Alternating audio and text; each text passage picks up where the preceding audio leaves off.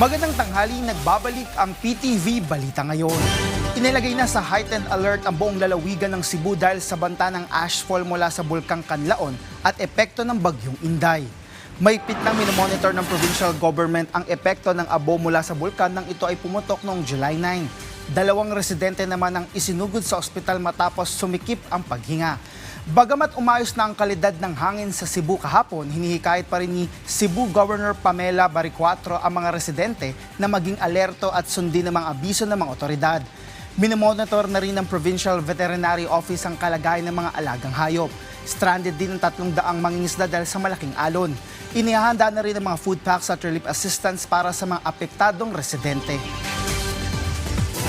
Samantala, nakapagtala ang PHIVOLCS ng 5 volcanic earthquake sa Bulkang Bulusan sa nakalipas na 24 na oras.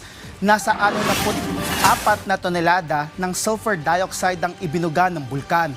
Naitala rin ang panandaliang pamamaga ng Bulkang Bulusan.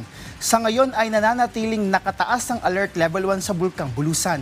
Kaya mahigpit na ipinagbabawal ang pagpasok sa 4 kilometers permanent danger zone. Ipinagbabawal din ang paglipad ng mga eroplano sa ibabaw ng bulkan. At sila mga balita sa oras na ito. Para sa iba pang updates, i-follow at ilike kami sa aming social media accounts at PTVPH. Ako si Rod Lagusad para sa Bayan.